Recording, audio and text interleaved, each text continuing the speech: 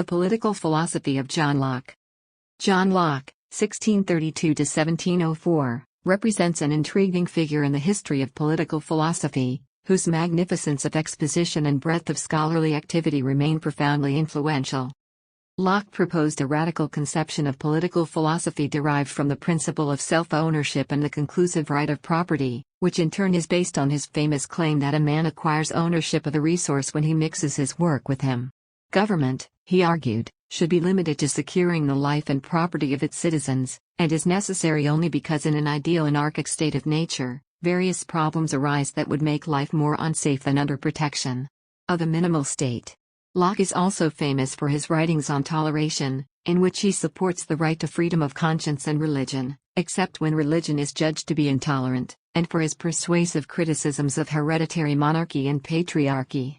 After his death, his mature political thought gave support to the British Liberal Party and its Enlightenment principles of separation of church and state. It also influenced the American Constitution, as well as the rise of rights theories of men in the 20th century.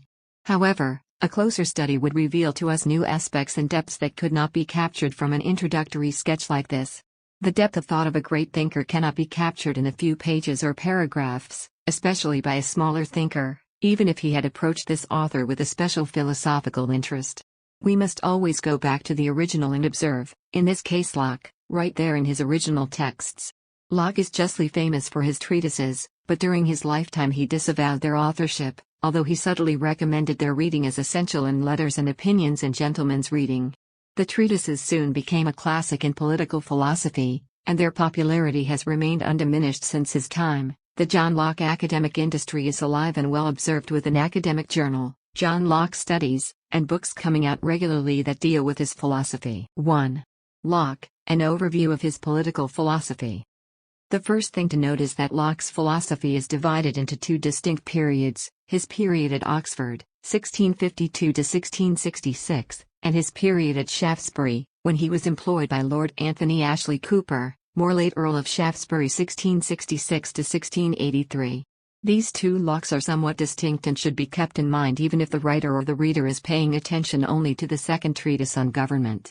It should therefore be kept in mind that although the treatises may be the culmination of the maturation of Locke's political thought, they are also a consequence of the continuity of his thought from early times.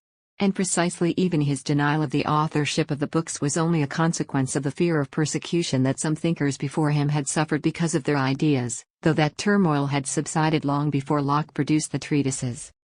In his early period as a student and teacher at Oxford, Locke was morally and politically conservative, a time when strong and stable government was preferred to apparent anarchy, especially after the Civil War in the British Isles, 1642–1651.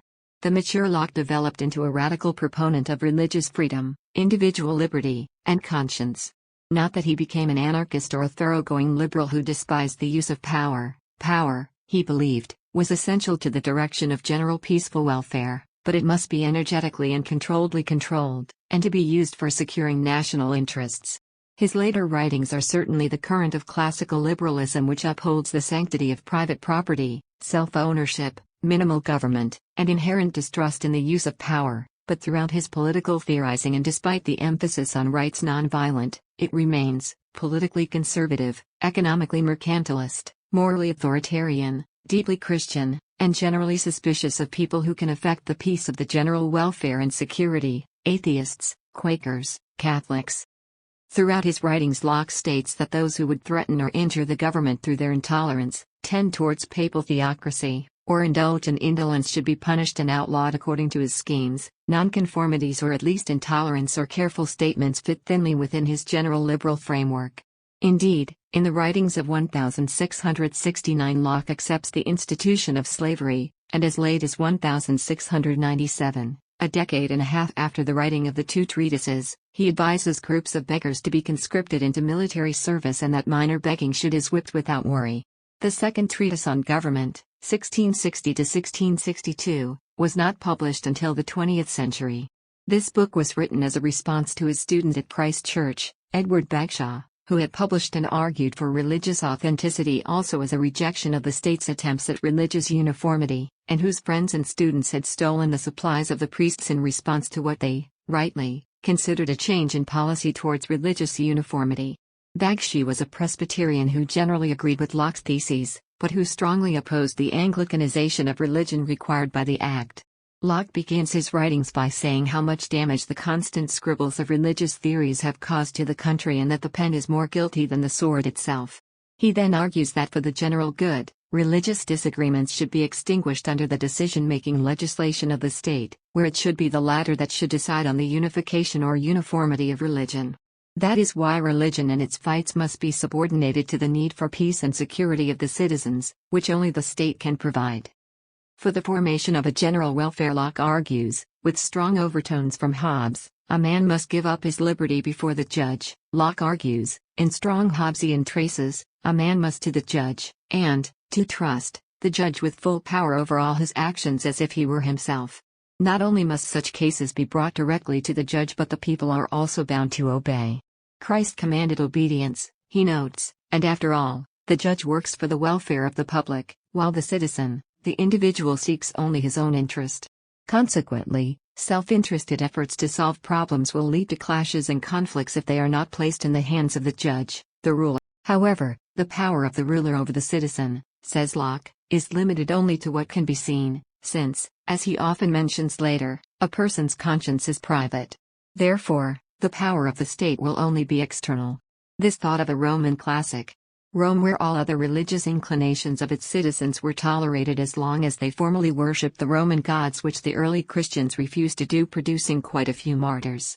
And yet he believes that ingenuity in the use of power by rulers and time will bring the people gently into the same church. Finally, we must also remember that Locke is of the idea that a ruler naturally possesses wisdom. Where lies the greater danger, asks Locke, in the hands of a single wise man or in the hands of an ignorant crowd? An orderly council, or a confused crowd? This echoes the dilemma of the more idealistic vision of politics, and indeed, Locke makes an analogy used throughout Plato's state, of the need for a capable captain for the ship, cf. Plato's Republic, Book V, which assumes that the citizens are in a single ship and not a fleet of small ships all seeking their own ends, so this collectivist position that we are sailors in dire need of a skillful captain, Locke changed, but never completely, this vision in his years at Shaftesbury. Locke is deeply distrustful of crowds. He says that the crowd is always insatiable and that it itself knows no limits and is constantly seeking. Freedom and unlimited power of the people is an illusion of weak minds. Freedom of religion will only bring rebels and peace breakers disguised as religious people who, armed with the belief that they are right, will act in the most humane ways. Therefore, such freedom should not be allowed, as it would bring conflict and war.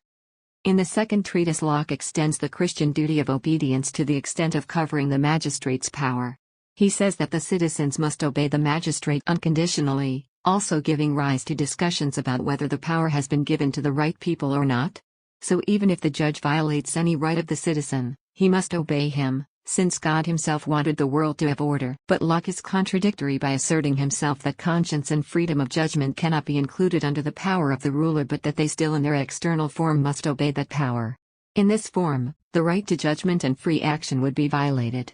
However, the open contradictions in Locke's attempt to resolve the political issues of his time will be exacerbated and become apparent later. If people have to go against their conscience to obey the judge, then they turn their backs on their God, and if they do not obey the judge in pursuit of their consciences, then they revolt against their monarch and the secular system for ensuring peace in the country. Locke cannot have it both ways, and the freedom of conscience of the people ultimately wins out over political allegiance. However, says Locke, obedience is always the calm and safe path, and making an analogy with the church, we say the shepherds of the church may perhaps err, as far as they are leaders, but the sheep certainly cannot err, as far as they follow. Analysis of the key points touched upon in the Second Treatise on Governance. The Second Treatise consists of a short introduction and 19 chapters. In Chapter 1, Locke defines political power as the right to make laws for the protection and regulation of property. According to him, these laws only work because people accept them and because they are for the public good. In Chapter 2, Locke asserts that all men are at first in a state of nature. A man in this original state is bound by the laws of nature, but he is on the other hand able to live, act, and deal with his wealth as he sees fit.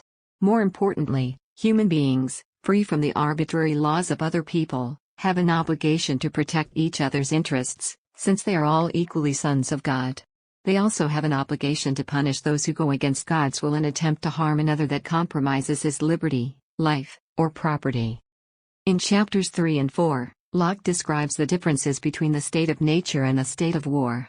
The state of nature involves people living together, governed by reason, without the need for a common superior. The state of war occurs when people exercise undesirable power over other people, interfere with their natural rights and freedom, without common authority.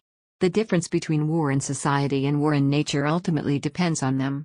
In society, war ends when the act of force, such as war, is prolonged. When the last blow has been thrown, both parties may turn to joint bodies for the final settlement of past wrongs. But in nature, the war does not end until the aggressive party offers peace and offers to repair the damage done.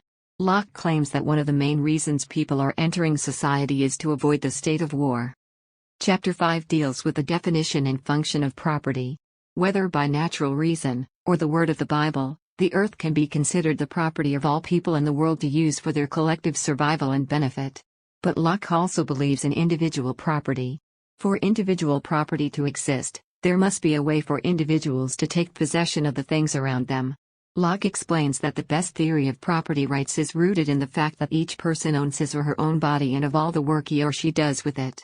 So when an individual adds himself to his physical labor, which is his property, to a foreign or material object, the object and the resulting products become his property. Locke defines labor as the determining factor of value, the means by which people make their world a more efficient and useful place for all. Locke explains that money fulfills the need for a constant measure of value in a commercial system, but this market is still rooted in labor property. The rest of the treatise is devoted to a more specific critique of government, emphasizing majority rule as the most practical solution to government.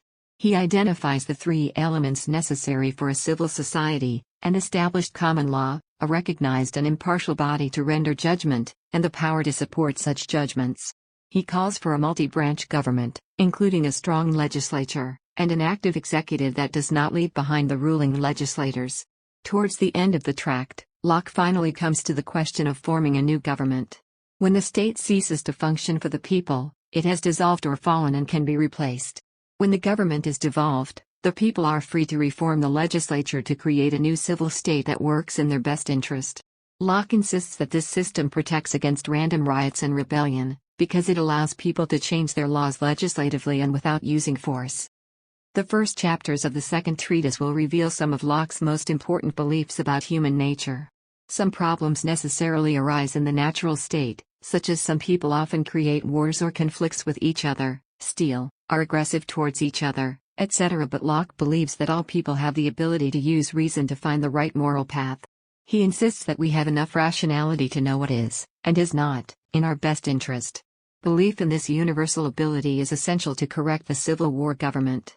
Locke believes that people voluntarily create societies and governments throughout the world because government provides for certain things that the state of nature cannot provide, such as protection and stability.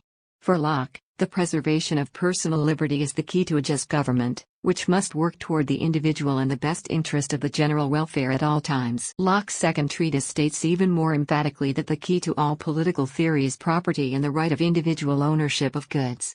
Locke does not directly discuss the importance of property until chapter 9, but once he does, property quickly becomes central to his model of government. After all, Locke said, the main reason people join together to form society is that they have property to protect. They become willing to give up some of their inherent rights to the rule of a central authority to secure for them the protection of property from a higher authority. We may note, however, that this explanation leaves those who do not have property with their fingers in their mouths. Although Locke's ideas were revolutionary for his time, they have sometimes been criticized for their lack of equal treatment of owners and non-owners, the rich and the poor, alike. Locke supports the right of the people to overthrow rulers who betray them. The executive and legislature must coexist independently to keep each other in check. Further, Locke asserts that if a leader violates the trust of the community, the people can and should immediately replace him. Similarly, if the legislative body does not meet the needs of the people, it should be dissolved and replaced by whatever form of government the people think best.